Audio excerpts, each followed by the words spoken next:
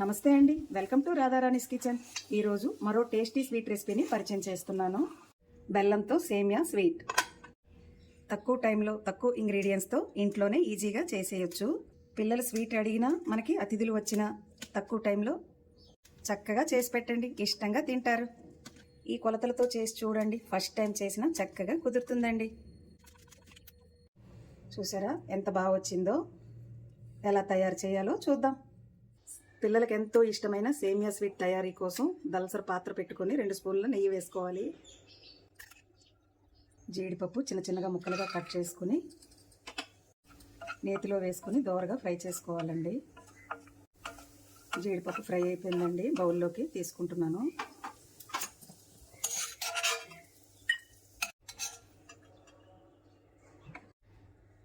మళ్ళీ అదే పాత్రలో 1 స్పూన్ నెయ్యి వేసుకోవాలి.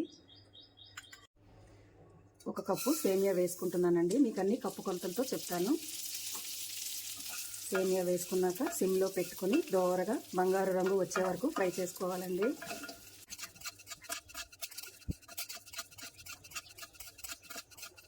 సేమియా ఈ విధంగా ఫ్రై అయింది కదండి. ఫ్రై అయినాక 2 స్పూన్ల శనగపిండి వేసుకోవాలి. శనగపిండి వేసుకోవడం వల్ల మంచి టేస్ట్ వస్తుందండి. శనగపిండి వేసుకున్నాక కూడా 5 నిమిషాలు చక్కగా ఫ్రై చేసుకోవాలండి. శనగపిండి పచ్చి వాసన పోయే వరకు. శనగపిండి ఎందుకు వేసుకుంటున్నానంటే మంచిగా ముక్క చక్కగా వస్తుందండి కట్ చేసినప్పుడు. ఓన్లీ సేమియా అయితే విడివిడిగా వచ్చేస్తుంది కదా, అందుకని శనగపిండి వేసుకున్నాను. శనగపిండి వేసుకుని వేయించుకున్నాం కదండి. మనం ఏ కప్పుతో సేమియా వేసుకున్నామో అదే కప్పుతో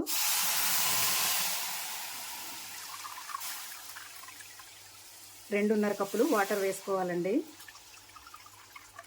అరకప్పు వాటర్ వేసుకున్నాక చక్కగా ఉడకనివ్వాలి. వాటర్ వేసుకున్నాక మధ్య మధ్యలో కలుపుకుంటూ 5 నిమిషాలు ఉడికించుకోవాలండి.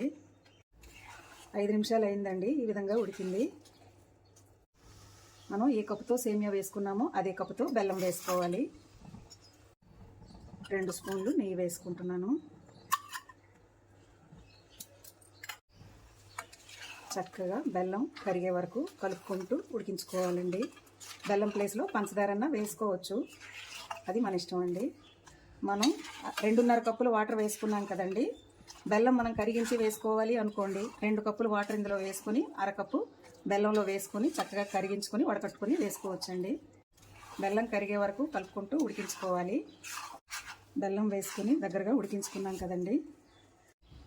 ఇప్పుడు ముందుగా ఫ్రై చేసి పెట్టుకున్న జీడిపప్పు, సువాసన కోసం ఇలాచీ పౌడర్, కొద్దిగా నెయ్యి చక్కగా కలిసేలా కలుపుకుందాం. చూసారా ఎంత బాగా వచ్చిందో? మనకు స్వీట్ తినాలనిపించినప్పుడు అప్పటికప్పుడు తయారయ్యే టేస్టీ స్వీట్ అండి. మనకు అన్నీ ఇంట్లో ఉన్న ఇంగ్రీడియంట్స్తోనే తయారవుతుంది తక్కువ టైంలో. టేస్ట్ అయితే చాలా బాగుంటుందండి. తయారైపోయిందండి, స్టవ్ ఆఫ్ చేసుకుంటున్నాను. ప్లేట్లో కొద్దిగా నెయ్యి వేసుకొని మొత్తంగా అప్లై చేసుకోవాలండి. ఉడికించుకున్న సేమియాని ప్లేట్లో వేసుకుంటున్నాను.